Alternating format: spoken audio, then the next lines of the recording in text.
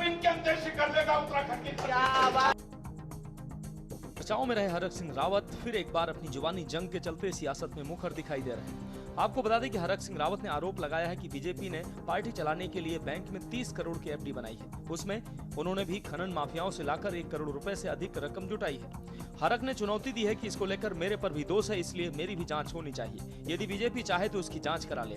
हरक सिंह रावत ने कहा कि एफडी में किन किन लोगों ने कितनी धनराशि दी है, इसकी जांच यदि ईडी ने ईमानदारी से की तो पूरी बीजेपी सलाखों के पीछे होगी। वहीं उनका एक और बयान सामने आया जिसमें भाजपा के बड़े नेताओं का नाम लेते नजर आ रहे हैं। हरक सिंह रावत माला तब पहनाएगा जब इनके अंदर से कर लेगा उत्तराखंड की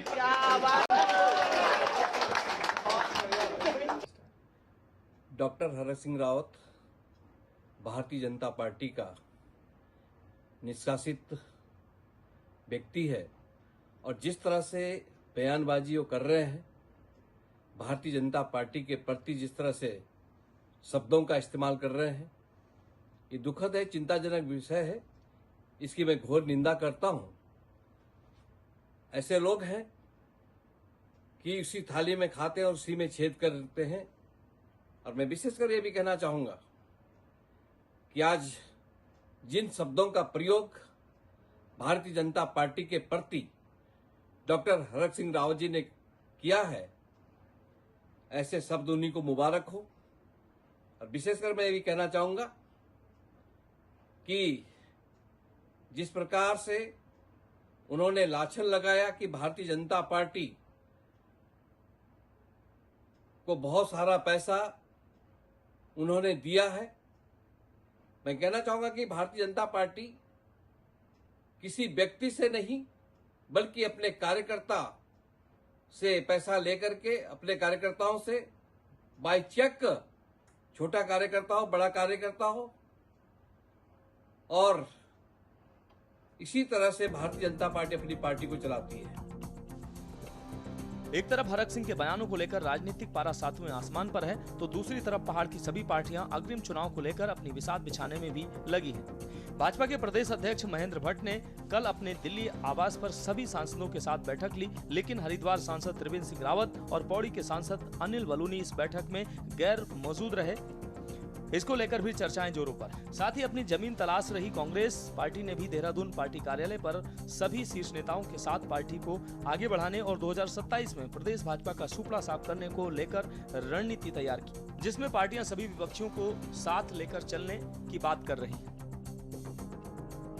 चुनाव की सीधा 2027 का चुनाव है और चुनाव की दृष्टि से हमारे सांसदों के कार्यक्रम अपने क्षेत्र में किस रूप में बने, उस संदर्भ में चर्चा हुई है। माननीय मुख्यमंत्री जी ने अनेकों सुझाव दिए हैं। अनेकों सांसदों ने संगठन के दृष्टिकोण से, सरकार के दृष्टिकोण से क्या क्या कार्य होने चाहिए उस पर उन्होंने समीक्षा की, चर्चा की है। और मैं कह सकता हूँ कि अभी जो पंचायत चुनाव संपन्न हुआ, उस चुनाव में जो अभूतपूर्व जीत हमको प्राप्त हुई है, सभी सांसदों ने सरकार और संगठन के आपसी समन्वय को सराहा है। और मैं कह सकता हूँ कि 2027 के अंदर भारतीय जनता पार्टी के साथ एक सूत्र में बनते हुए और कार्यकर्ताओं को उत्साह अर्जित करने के लिए हमने अपने सांसदों का आह्वान किया। और सांसदों के भविष्य के जो कार्यक्रम है, चाहे वो लोकसभा के विभिन्न जिन मंडलों उनका भी जाना नहीं, वो मंडल वो जाएंगे। अब सांसद खेल महाकुंभ का आयोजन होगा, जिसमें नए युवा प्रतिभावान खिलाड़ियों को हम लोग खेल की दृष्टि से विचारों से जोड़ेंगे। इस सब प्रकार की चर्चाएं आज बैठक हुई है। नया संगठन का भी विधिवत निर्माण होना है, क्योंकि प्रदेश की टोली बननी है, जिले की टोली बननी है, उन सब विषयों पर सांसद ने अपने स्वागत दिया।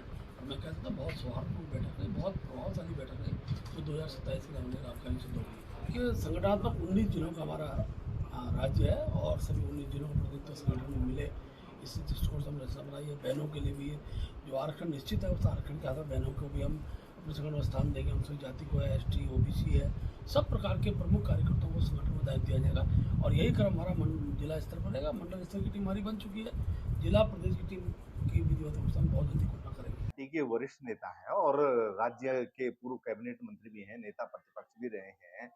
निश्चित तौर पर उनका एक जनाधार है और उन्होंने कांग्रेस पार्टी की बैठक में स्पष्ट तौर पर कहा है कि जब तक प्रदेश में कांग्रेस की सरकार नहीं आती है, जब तक भारतीय जनता पार्टी की प्रदेश सरकार से विदाई नहीं होती है तब तक वो कोई भी जो है माला ग्रहण नहीं करेंगे। तो अच्छी बात है, वो उनकी भावनाएं हैं, उनका जोश है, और अगर वो कांग्रेस पार्टी को सत्ता में लाने के लिए कोई संकल्प रहे हैं, संघर्ष कर रहे हैं, तो निश्चित तौर पर कांग्रेस पार्टी को उससे लाभ ही मिलेगा।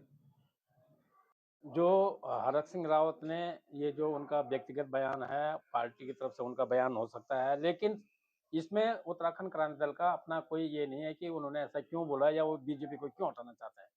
उत्तराखंड क्रांति दल का मानना ये है कि बीजेपी और कांग्रेस ने इन 25 सालों से मिलकर के जो भ्रष्टाचार किया वो दोनों के ही बराबर हुआ है। अब जब हरक सिंह रावत ने इस संबंध में अपना बयान दे ही दिया, तो अगर बीजेपी वास्तव में पाक साफ है और अपने आप को जो है जीरो टॉलरेंस की बात करती है, तो उन्हें हरक सिंह रावत जी के बयान का तुरंत संज्ञान लेकर के और ईडी सीबीआई से जांच करवा देना चाहिए और उसके बाद उनको ये स्पष्ट कर देना चाहिए कि वास्तव में हम ईमानदार हैं। नहीं तो ये मामला बिल्कुल साफ है कि जो हरक सिंह रावत जी कह रहे हैं वो बिल्कुल सत्य है और उसमें न केवल हरक सिंह रावत बल्कि बीजेपी के सारे जितने भी तत्कालीन से लेकर और वर्तमान जो सत्ता में हैं और जो सत्ता में रहकर बाहर चले गए हैं, सबने इस प्रकार का भ्रष्टाचार किया है और एक अनैतिक काम किया है और जनता का पैसा का लेकर के व्यक्तिगत पार्टी को बढ़ावा दिया है। ये बिल्कुल उत्तराखंड क्रांति दल इसको सहन नहीं करेगा और इसी परिप्रेक्ष्य में आज हमने कोतवाली में एक एफआईआर लॉन्च करा दी है, जिसमें हमने तमाम इन प्रकरणों की जांच के लिए और इन पे न्याय दिलाने के लिए बात कही है। और उसके बाद अभी हम ये भी घोषणा कर रहे हैं कि अगर इस पे कार्रवाई नहीं होगी तो हम तुरंत फिर कोतवाली का घेराव करेंगे, एसएसपी का घेराव करेंगे और हर लेवल पर जाने के लिए हम इस प्रकरण का बिल्कुल साफ जांच कराना चाहेंगे। आप गौर करें तो उत्तराखंड विधानसभा चुनाव 2022 में प्रचंड बहुमत के साथ जीत हासिल कर बीजेपी सत्ता में काबिज हुई थी कि कांग्रेस को बुरी तरह से हार की वजह से मायूस होना पड़ा था। अगर पिछले चुनाव की बात करें तो 70 सीटों के लिए विधानसभा चुनाव हुए थे, जिसमें बीजेपी ने 47 सीटें हासिल की जबकि कांग्रेस को 19 सीटें मिली। वहीं बहुजन समाज पार्टी और निर्दलीय को 2-2 सीटें मिली।